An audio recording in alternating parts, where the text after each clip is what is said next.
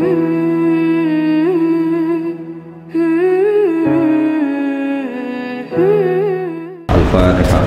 Bismillahirrahmanirrahim.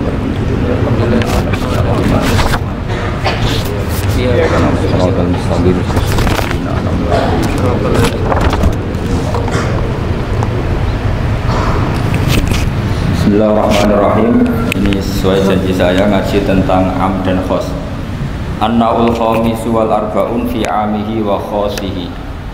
Jadi bagian dari ke-45 tentang am dan khos.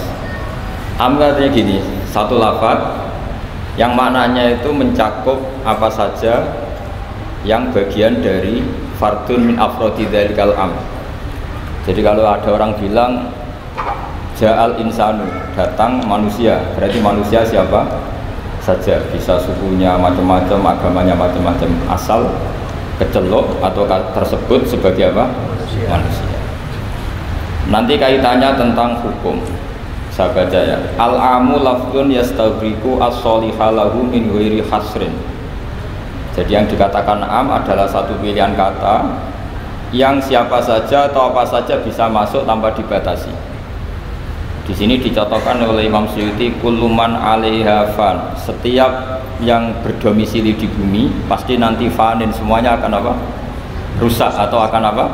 Hancur atau musnah. Itu enggak ada pengecualian sama sekali. Tapi kemudian selalu ada problem am. Problemnya begini. Ada hal-hal yang oleh eksplisit ya, bukan sekedar implisit. Eksplisitnya nas itu dikecualikan. Nah, pengecualian itu bisa secara makna maupun secara mafhum. Misalnya begini, kamu punya aturan siapa saja nggak boleh masuk rumah ini. Itu kalau satpam kamu itu pinter, tentu otomatis tidak memasukkan aturan itu, tidak termasuk untuk istri dan anak. Nah, nanti nggak boleh terus satpamnya bilang anaknya mau masuk, jangan. Kata bos saya siapa saja, kamu termasuk siapa saja. Atau contoh paling gampang itu istri sedang baik-baiknya ngomong sama suaminya, Mas, nak ingin apa rembuk sama saya, ingin apa saja rembuk sama saya. Ternyata, oh ya, ternyata rembukannya saya ingin poligami. Wah, itu apa saja yang jadi masalah. Padahal kalimatnya kalau ingin apa saja rembuk dengan saya. Kira-kira kalau inginnya seperti itu, kira-kira masalah apa enggak? Geger kan? Nah itu termasuk apa saja apa enggak? Apa saja. Cuma yang itu jangan. Nah itu ada analisis ulama, sehingga analisis ulama itu mengatakan begini, fama min amin illa wa yatakhayyalu fihi takhsisu. Saya ulang lagi ya, fama min amin illa wa yatakhayyalu fihi takhsisu. Nggak ada lafaz am kecuali kebayang ada taksisnya, kebayang ada pengkhususan. Karena ya otomatis itu otomatis. Kayak tadi misalnya sampean tak bilangin siapa saja nggak boleh masuk rumah saya. Tentu itu ada koridor hukum, baik yang difahami secara implisit maupun secara tatanan sosial, bahwa itu tentu maksudnya itu orang lain. Jadi kalau gurunya, orang tuanya, anaknya, istrinya tidak akan masuk kaidah itu. Misalnya ya ayyuhalladzina amanu la tadkhulu buyutan nabiyyi illa yudana lakum. Wahai orang-orang yang beriman, jangan masuk rumahnya Nabi kecuali dapat izin.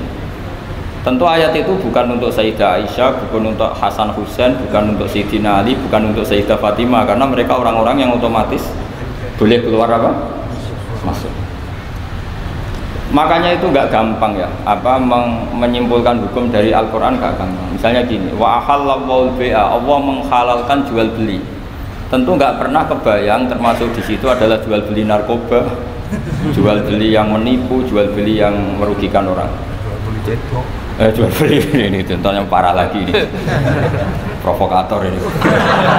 Jual beli wong wedok kan. Itu. Nah, nggak bisa kamu nerjemah gini, Allah menghalalkan jual beli apa saja, karena apa saja ini bahaya untuk kasus-kasus yang diharamkan Allah Subhanahu wa ta'ala. Nah, pengecualiannya gimana caranya? Imma pengecualian cara berpikir gini, yang dihalalkan Allah pasti yang baik. Jadi terjemahnya Allah menghalalkan jual beli yang baik. Jadi makanya disebut di sini fama min amin illa wa yatakhayyalu fi takhsis. Tidak ada am kecuali prakteknya tetap ada takhsis, ada khusus. Misalnya gini, as-sholatu khairun mawdu'un fa'aksir au aqillah. Sholat itu selalu baik, maka silahkan kamu memperbanyak sholat atau pas-pasan au aqillah. Maksudnya sholat sunat. Tentu itu mengecualikan sholat setelah subuh sampai matahari terbit, dan setelah asar sampai matahari terbenam. Padahal itu juga sholat, tapi dikecualikan dari yang disyariatkan. Misalnya Nabi zaman Sugeng sering ngendikan kamu boleh sholat di belakang siapa saja yang muslim. Tentu mengecualikan nggak boleh seorang perempuan ngimami seorang laki-laki. Padahal perempuan juga orang muslimah. Maka di sini ada trauma ya, ada trauma dari ulama sampai nggak mau belajar kaidah, cari hukum-hukum yang detail, ibarat pasal-pasal kenegaraan ya sampai detail-detail ayatnya, penjelasannya. Karena kalau kaidah umum itu pasti repot. Misalnya sampai ngartikan Pancasila, sila ketiga itu persatuan Indonesia. Kan nggak bisa kamu artikan partainya harus sama, pilihan presidennya harus sama, karena kalau beda namanya tidak persatuan. Ya tidak bisa seperti itu, karena kalimat itu pasti bias. Nah, makanya fama min amin illa wa yatakhayyalu fihi takhsisu. Tidak ada am kecuali ada taksis. Di sini dicontohkan hurrimat alaikumul maitah, diharamkan pada kalian makan bangkai. Kamu tahu maknanya bangkai? Bangkai adalah hewan yang mati tanpa didakatin syar'iyyin, tanpa penyembelihan secara syar'i. Ada enggak pengecualinya? Ada. Ikan laut. Ikan laut itu kan matinya tidak karena disembelih. Halal apa enggak? Halal. Artinya kata hurrimat alaikumul maitah, diharamkan pada kalian bangkai, ternyata ada pengecualian, yaitu as-samaku wal jarad, belalang dan ikan laut. Itu masih banyak lagi. Makanya terus dibabkan faslun fi amihi wa khosihi, bab menerangkan ayat atau qaulullah yang am, yang umum, dan yang khos, yang khusus. Nah, untuk memastikan itu ya mau tidak mau memang harus belajar. Kalau nggak belajar nggak bisa, yang ikuti ulama. Biasanya ya nggak mau belajar, ya nggak mau ikut ulama, itu yang jadi masalah. Karena ikut juga gengsi. Apalagi yang diikuti kubu sebelah, biasanya masalah. Ya. Nggak boleh dalam ilmu Quran, nggak boleh seperti itu. Sebab itu bab ini diteruskan oleh Imam Suyuti fi mujmalihi wa mubayyinihi. Ayat yang mujmal dan mubayyinnya, penjelas dari mujmal itu. Misalnya begini, yang dikatakan puasa itu apa coba? Enggak, ini latihan jadi ahli fikih. Yang dikatakan puasa itu apa coba? Menahan. Umumnya orang kan menahan lapar dan minum dari fajar shadiq menjadi sampai terbenamnya matahari. Nah, sekarang pertanyaannya, kalimat menahan lapar dan haus itu maknanya itu kan sebetulnya masih salah. Redaksi itu salah. Karena juga nggak boleh hubungan intim, nggak boleh memasukkan apa saja ke lubang dan sebagainya. Terus lalu batasannya sampai matahari terbenam. Ada beberapa daerah yang terbenamnya matahari itu tidak wajar. Sampai misalnya siangnya itu 22 jam.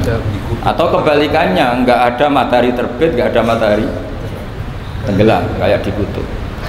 Sehingga saya berkali-kali bilang, ulama Indonesia itu kenapa alim? Itu ya diantara faktornya itu ada unsur kebetulan.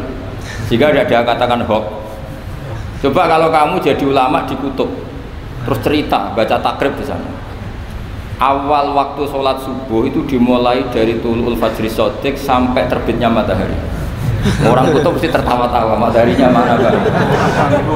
Waktu zuhur adalah ketika matahari agak tergelincir ke arah barat dari garis tengah. Oh, yang bener aja. Nggak ada matahari kok semua ukurannya matahari. Sehingga dalam ilmu falak astronomi diterangkan daerah yang enggak diliwati khotul istiwa, kalau dalam bahasa Indonesia disebut katulis istiwa, itu sebenarnya dari ilmu falak Arab, itu namanya khotul istiwa. Khotun itu garis, istiwa itu garis tengah. Khotul istiwa terus jadi bahasa Indonesia katul istiwa. Kayaknya tidak mungkin lah orang Indonesia pertama ahli falak, mesti yang ahli dulu itu orang Arab, karena ilmunya dari Arab. Kulaan. Jadi dari kulaan terus dijadikan bahasa sendiri apa? Katulistiwa. Seperti Taj Mahal itu sebenarnya dari bahasa Arab mumtaz mahal. Mumtaz itu spesial, mahal itu tempat. Bahasa Indonesia jadi apa? Taj Mahal. Itu kacau semua itu bahasa. Saya terangkan. Karena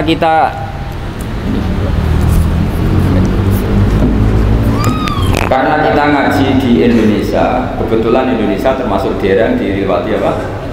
Katulistiwa. Sehingga waktu kita normal, trennya ya 12 sama berapa? 2.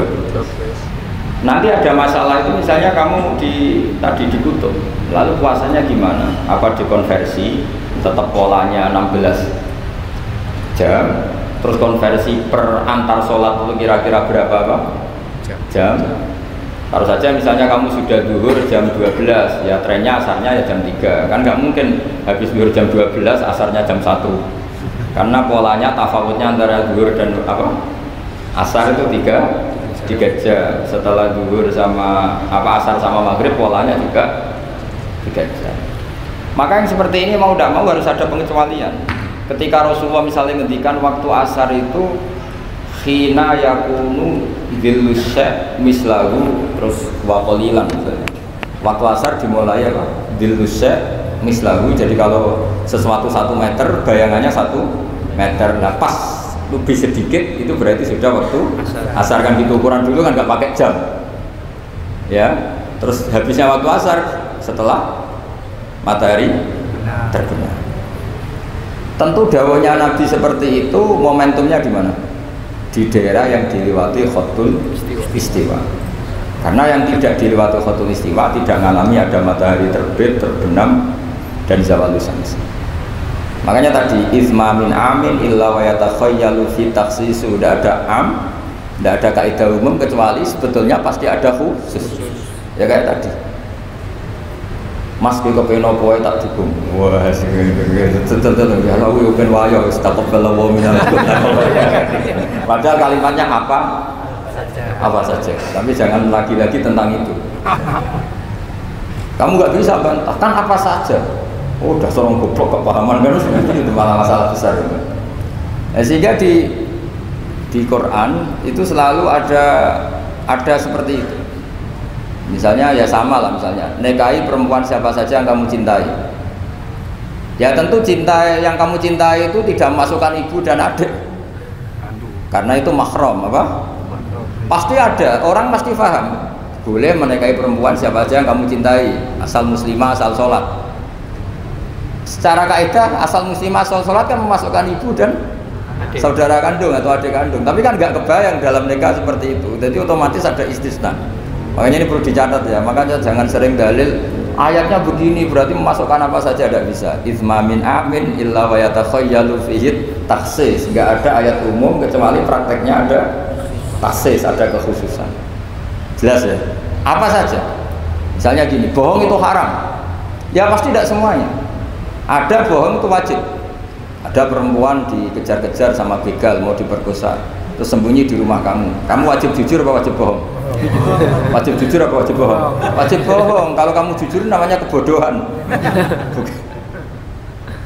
Pak, cawe itu mau neng di, monggo teng mriki kula duduk. Itu tidak jujur, itu goblok gitu.